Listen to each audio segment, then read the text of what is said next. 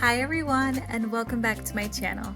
Today I'm going to be showing you how to make a Tunisian crochet washcloth using the honeycomb stitch.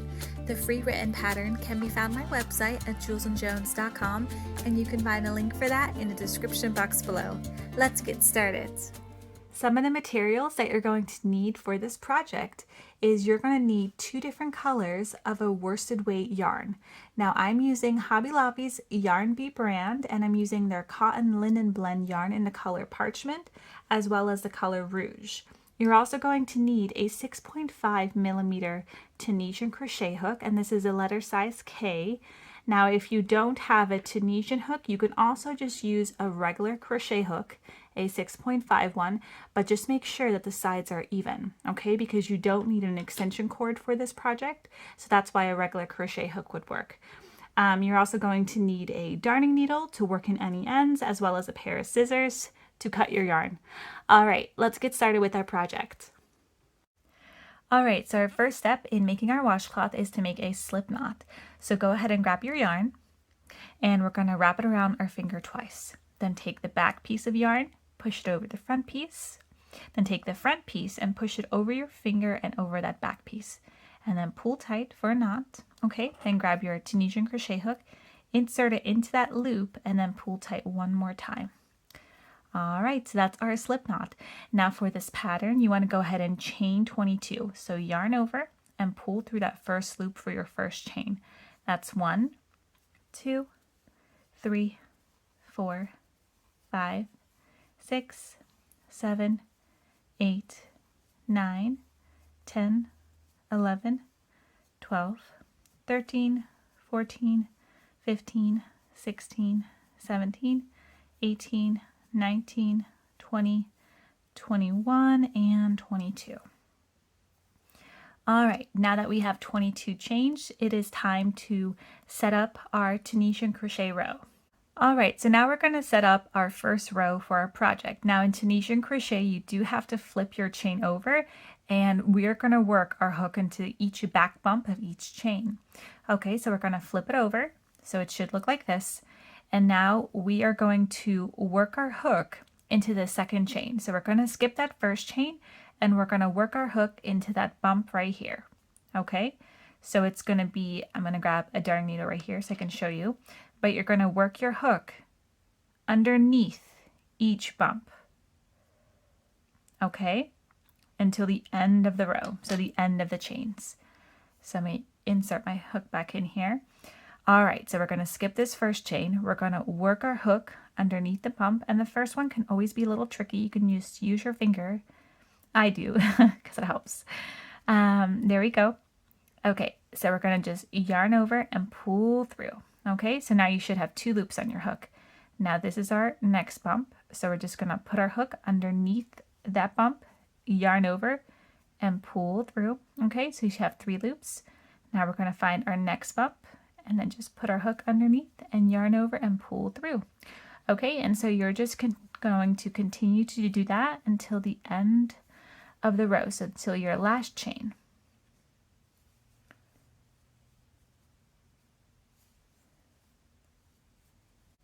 All right, so I just finished working my last chain, and so you should have something that looks like this now. You're going to have 22 loops on your hook. All right, so this is called your forward pass. So now we're going to work our return pass. So for the return pass, you're going to yarn over and you're going to pull through just that first loop. Okay, now for the second loop, you're going to pull through 2 loops. So yarn over and pull through 2 loops. Okay, and you just want to continue to pull through 2 loops until the end of the row. All right, and so this is how you work your standard return pass. So we're just working our way till the end by just pulling through 2 loops. All right, so I just finished working my first row, so you should have something that looks like this now. All right, so now we're going to start row 2. Now, row 2 is going to be lots of fun because this is where we get to work our honeycomb stitch. Now, for the honeycomb stitch, you will be using 2 different stitches. So you're going to be using a simple stitch and a purl stitch. Okay, so for the first row, you're going to be making a simple stitch, then a purl stitch, a simple stitch, and then a purl stitch. So you're going to be alternating between these two stitches until the end of the row. Now for this last stitch right here, you are going to be working a last Tunisian stitch, okay? All right, so let's go ahead and work our second row. So just as the name states, you are just going to take your hook, put it underneath that loop, yarn over and pull through for a simple stitch. All right, so now our purl stitch. Now the purl stitch can be a little tricky at first if you've never made it before, but it does get easier. Okay, so we're going to push our yarn forward over the hook so it looks like this. Then we're going to take our hook, we're going to push it underneath that loop, then we're going to push the yarn forward and wrap it over your hook again and then pull through. Okay, so that piece of yarn is actually sideways. Okay, it has a slight curve to it. All right, so now we need to make a simple stitch again. So take your hook and put it underneath that loop, yarn over and pull through. And now we're going to make our purl stitch. Okay, so we're going to push the yarn forward and over the hook. Then we're going to take our hook and then push it underneath that loop. And then we're going to take the yarn and move it back and then pull through. Okay, and an easy way to identify these stitches is you will see the purl stitch is slightly curved and then a simple stitch is straight. Okay, so simple purl, simple purl. All right, so now we need to make a simple stitch again. So we're going to take our hook, go underneath that loop, yarn over and pull through. And then our purl, push the yarn forward over the hook, insert your hook, and you can always hold this yarn if you need to, underneath the loop, and then we're going to push our yarn back and over and then pull it through. Okay, and now we're just doing a simple, and then you just want to do your purl, and you just want to continue to do that until the end of the row. Okay, so I'm going to go ahead and finish up this row, and then I will meet you right back here. All right, so I'm here towards the end of my second row, and so I just finished with my purl stitch, and so now I need to make a last Tunisian stitch. Okay, and so what you want to do is you want to work your hook in towards the end here. Okay, so you want to make sure that you have 2 yarns, so 2 loops on your hook. Okay, so it can be a little tricky to tell at first, and this is also the second row, so that makes it a little bit harder, but I'm going to do my best here to show you. So you're going to work it in, your hook, into those 2 loops, okay?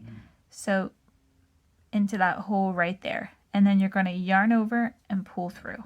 So it should look like this, okay? So let me do that again for you. So here's my hole that you need to put it through. Okay, so you can even go 1, 2, 3, and then insert your hook into that hole and then yarn over and pull through. All right, and so this one's always hard, but the next row will be easier to see. Okay, so we just work our forward pass, so now we need to work our return pass. So we're just gonna yarn over, pull through just the first loop, and then yarn over, pull through 2 loops. Okay, and you're just gonna continue pulling through 2 loops until the end of the row.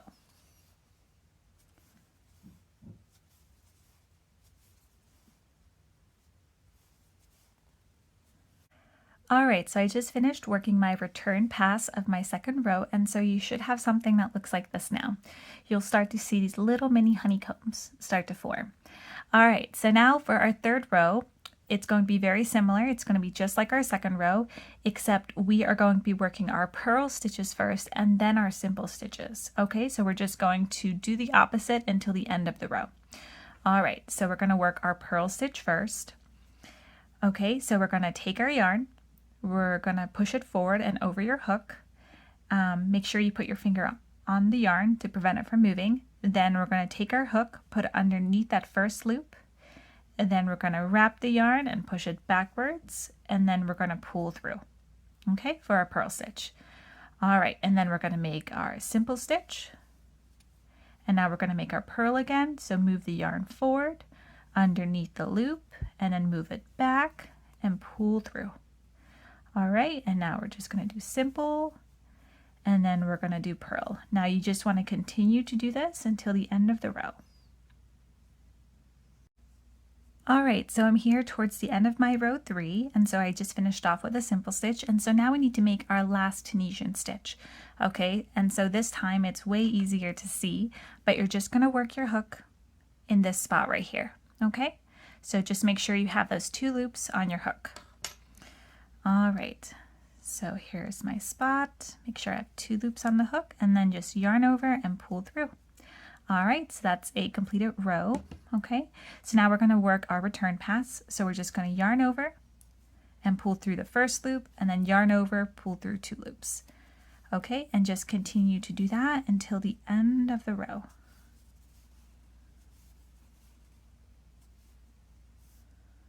All right, so I just finished my return pass for row 3, and you should have something that looks like this now. All right, you should definitely see those honeycombs. Okay, so now for the pattern, all you want to do is you want to continue to alternate between row 2 and row 3 until row 20. Okay, so for row 4, you're going to be making row 2, and then for row 5, you're going to be making row 3, and then so forth. All right, so I'm going to go ahead and continue to do this until I reach row 20. All right, I will meet you right back here. Okay, so I just finished my 20 rows of the honeycomb stitch, and so you should have something that looks like this now. Okay, so now what we need to do is we need to make a slip stitch row. Okay, so for our slip stitch row, it's going to be very similar to regular crochet, except we're going to be making purl stitches again as well as simple stitches. Okay, so for the last row, since we finished off with the purl stitch, now for the next row, we're going to do a simple stitch. Okay, so we're just going to insert our hook underneath, yarn over and pull through. And so just like a slip stitch in regular crochet, we're just going to pull through, just like that. Okay, so now for our purl stitch, go ahead and make your purl stitch. All right, so I have 2 loops on my hook, and then we're just going to pull through that other loop for a slip stitch. And that's it. That's how you make a slip stitch row. Okay, so you're just going to continue to make a slip stitch row until the end.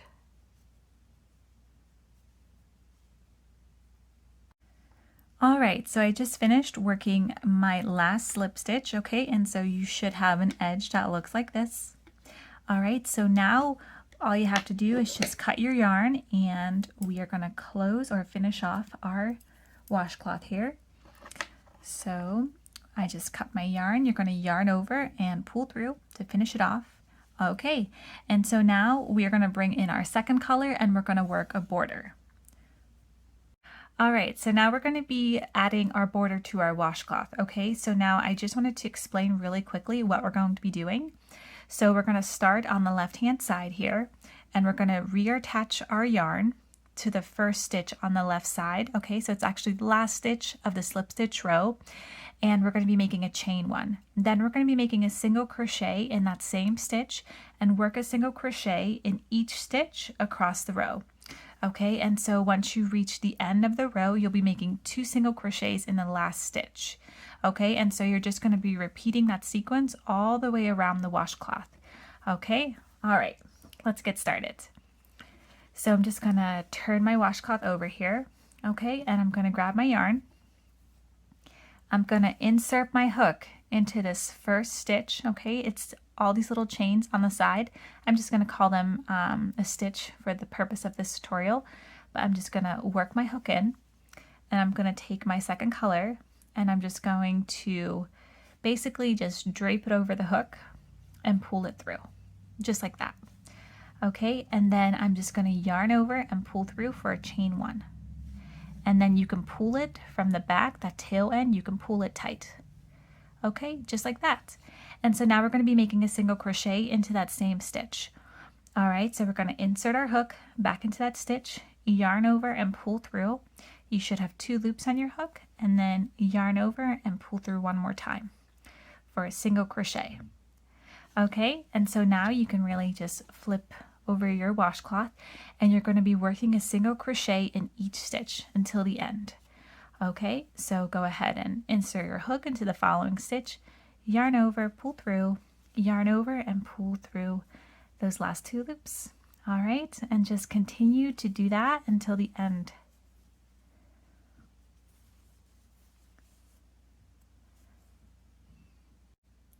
Okay, so I just finished making single crochets on my left side, and so now I'm at the corner, and this is where I'm going to make my 2 single crochets.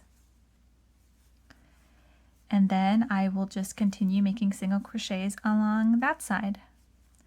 Okay, so you just want to continue to repeat that sequence all the way around the washcloth until you reach the beginning of where you started.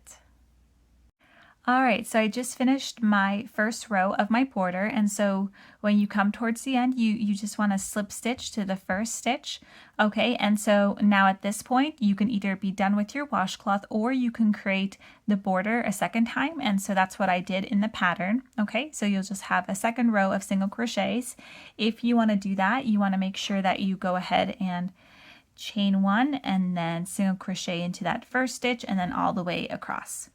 Okay, so I'm going to go ahead and create my second single crochet border around my washcloth, and then I will meet you right back here.